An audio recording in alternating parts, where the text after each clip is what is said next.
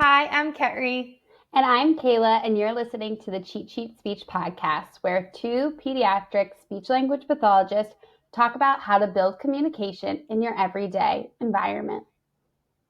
Before we dive in, just a quick reminder, this podcast is for educational purposes only and does not constitute medical advice. If you're concerned about your child's communication, we recommend that you seek an evaluation from a speech language pathologist that is licensed in your state. All right, Carrie, so what are we chatting about today? Today's episode is one we think a lot of parents and educators will relate to. Why the question, how was your day, just doesn't really work for preschoolers, and what you can ask instead. Oh, yes, the dreaded, how was your day? And then the dreaded answer, good. Right. So let's set the scene. Your preschooler walks in the door after school and you're excited to connect. So you ask the classic, how was your day? And you get a blank stare or a mumbled, I don't know. Or even maybe like a dramatic flop on the floor and just like, I need a snack. Exactly. So today we're going to break it down into two parts. First, what makes this question just so difficult for preschoolers to respond to? And then two, what we might ask instead.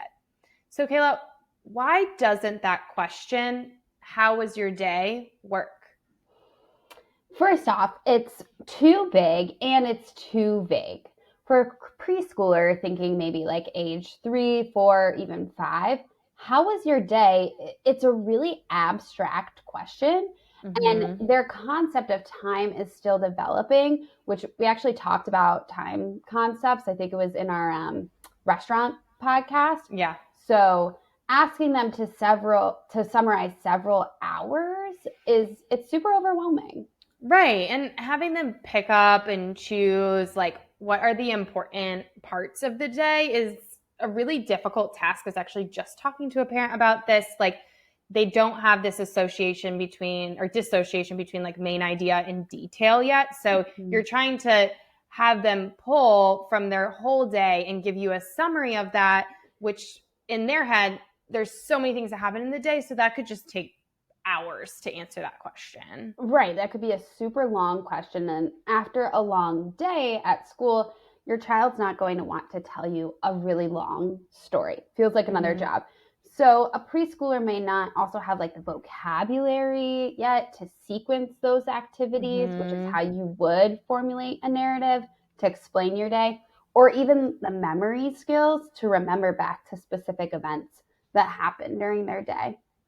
Right. That's a good point. So when you ask them, they might feel frustrated that they can't really like remember what happened. Yeah, plus their definition of day, it might not match ours. Maybe they remember snack time and that someone had a Paw Patrol backpack, or they sang 3 songs, but circle time or painted. Right. So we established that how is your day is just too abstract of a question. It can be overwhelming and it requires higher language skills that just might not be consistent with our little one's development yet. So what could we do instead of asking, how was your day? So let's start small and very specific. So instead of how was your day, you could try, what did you eat for snack? Who did you sit next to at lunch? Did you go outside today? What did you play on the playground? I feel like that one's a good one too, because the playground can be, you can end up doing like a yes or no question with that. Instead, it's something more specific. What color paint did you use today at craft time? I like that. Yeah, those are all super helpful alternatives. I like the idea of like asking a question that you might know the answer to as well. So this way you can, one, kind of gauge if your child is recalling those details. And then, so like, for example, you might say, did you play like outside today, knowing that it was raining, so they probably played inside. So that would be like a good question to kind of gauge their recall skills. Yeah, because we want to actually know if they're comprehending our questions. So that would be a way to figure out, do they understand the question? And then you can also expand on the topic if they did understand the question. So like, let's say the teacher emailed you a picture of them on the swings. That's another way you could use that to support them. And then it will help give them a better idea of how to answer your question and how to guide your questions based on what they know and what they don't. I love that idea. Yeah. I also like to provide 2 choices when asking questions. So we call this scaffolding. Sometimes we'll start with a more open-ended question. And if they are having trouble, then we'll add 2 choices. But if you know that your child is still working on those questions, we can just reduce pressure and ask a question with 2 choices. So we might say, did you build with blocks or play in the kitchen today? Yeah. Was your story about animals or people? Was it a quiet day or a loud day? These types of questions just give more concrete answers and just give context for a child to build off of. They can visualize now that part of their day and use that to help them answer the question. Yeah, I love that. Visuals are super helpful. Some families have like a school day board with the pictures of the activities on them. So then you could even just like, oh, what did you like today? And your child could point to those different activities. Right. I love that. And then you can just expand on that or model that language of what they pointed to. And you're just providing that context and framework for the child just to work on off of some options of what they can answer, because they might not have access to answering the question when it's so open-ended yet, but giving that choice or the visual can help them lock in and provide more access to that question. Yeah, I always give the example to parents like, what if someone asked you, what do you want for breakfast? You're probably going to answer with something that like is in the wheelhouse of breakfast, right? You're thinking like a regular breakfast item. What would you say? Eggs or maybe pancakes? Yeah, exactly. Great. Eggs or pancakes. Those both count. But then what if I said like, what do you want for breakfast? Eggs or ice cream? Then what would you say? Obviously, picking ice cream. Yeah.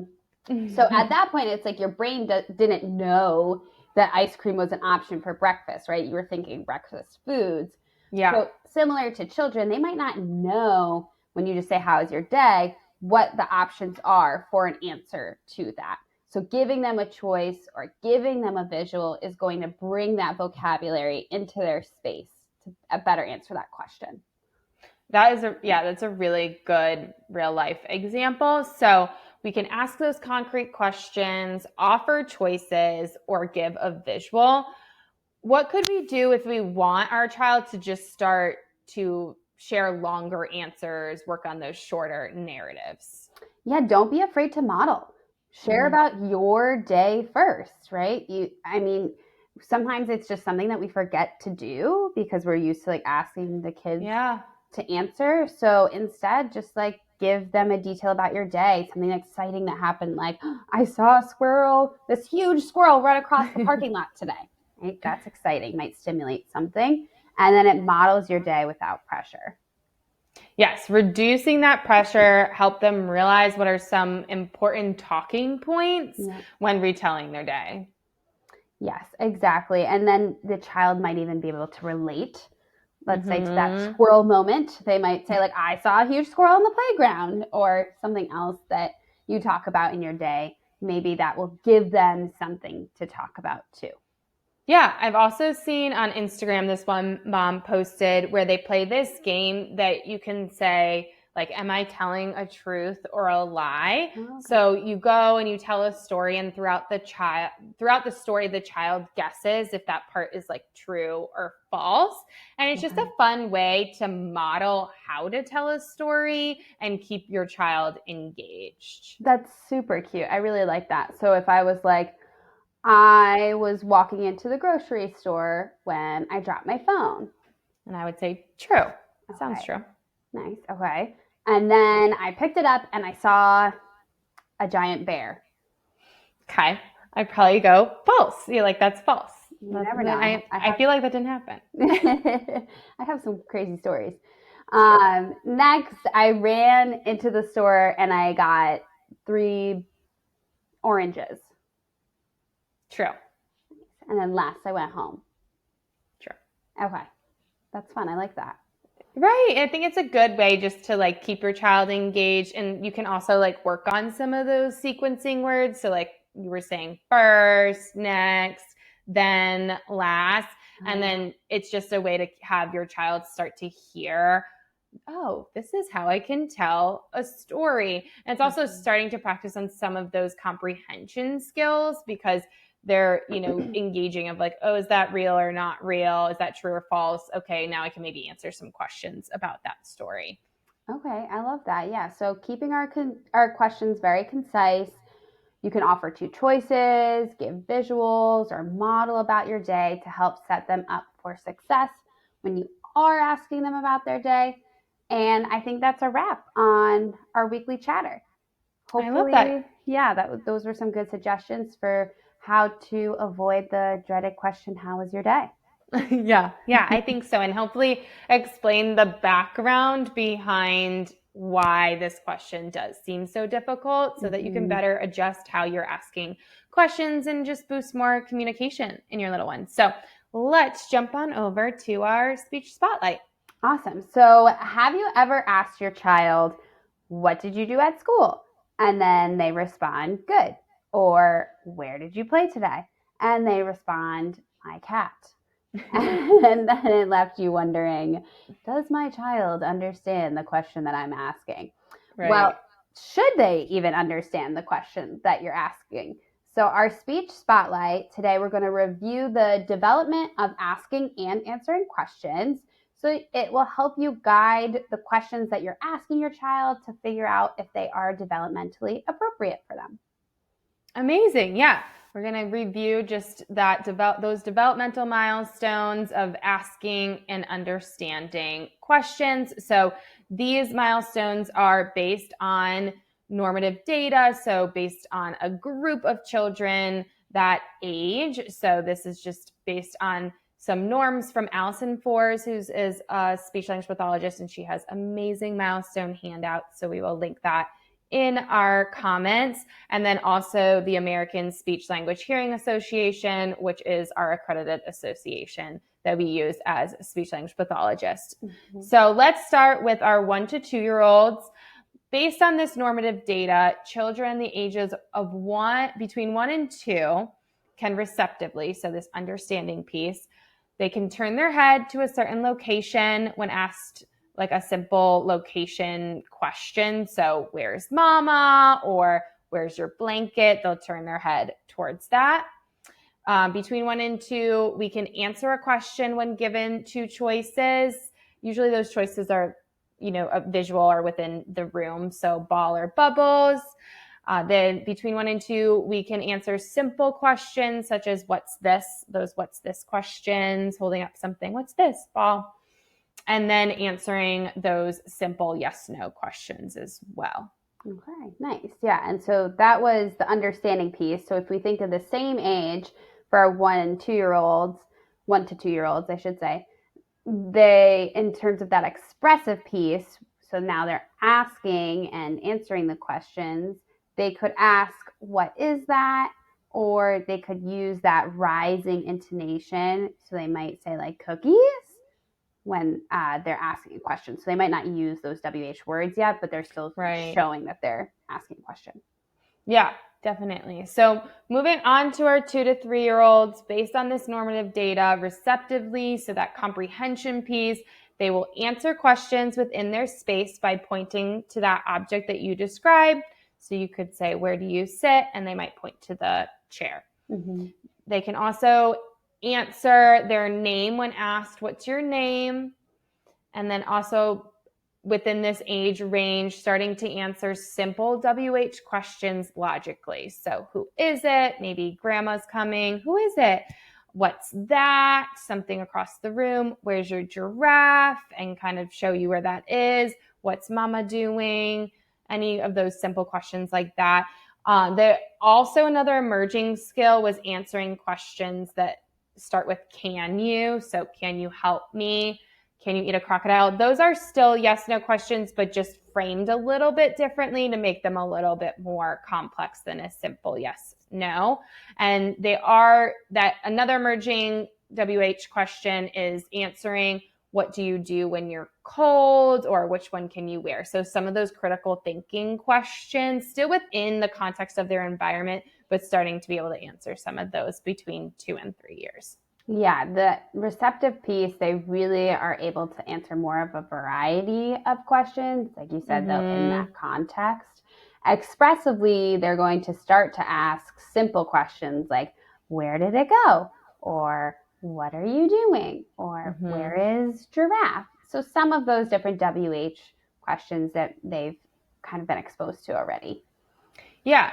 So moving on up to those 3 to 4 year olds. So the complexity of the questions that they can answer starts to increase. Based on this normative data, children between the ages of 3 and 4 can start to answer more complex who, why, where, how questions. They're starting to answer those if, what questions. So, if you're tired, what should you do? And then starting to answer those object function questions. Why do we wear a hat? So we would wear a hat to protect our head from the sun, something like that. Yep. And then the types of questions they ask is also going to start to expand. So for our 3 to 4 year olds, we're thinking they're going to start asking those why questions, which can be terrifying for some parents, but why? And they start to use the what, where, when, and how, and whose, like whose is it? Right. Questions when they get to ask questions, and also is questions, like is uncle coming over? Oh, nice. I like that. So the last group that we're going to touch on are those 4 to 5 year olds. So between 4 and 5 years, children can answer all those questions that we talked about before, but they're also able to answer when questions like when do you eat breakfast, or when do you wear rain boots. It's when this time concept starts to develop, and then they also start to answer those how many questions. So they're starting to learn about counting and numbers. Usually those how questions are up to like 4, and then that increases as they increase as well in age as well. Okay, so and then the children at this age, 4 to 5, they, again, the questions that we mentioned before, they ask those, and then in addition to those, they will say, do you want to? Do you want to go to the park? Are we going? Are we going to the park? And can you questions like, can you help me? Great, yeah. So for those little, stick to questions within their environment or offer 2 choices as they develop. Then you can add in some simple what, who, where questions, again, within their environment. And then as they start to comprehend those questions, add in more complex questions such as if, what questions, or questions that are answers to an object function. And then last, you can ask more questions about those actions and objects and activities that are just not in their immediate environment, such as those when and why questions. That's great. I think understanding the framework will help guide your questions a little bit more based on your child's current developmental strengths and areas where they might need some more support. As a child develops skills for harder questions, you might have to offer them choices or provide them visuals as they're reaching up to some of those newer questions to answer or ask. So just make sure that you're trying to help them as they're developing those skills, and then you can always fade back those visuals or cues as they become more independent.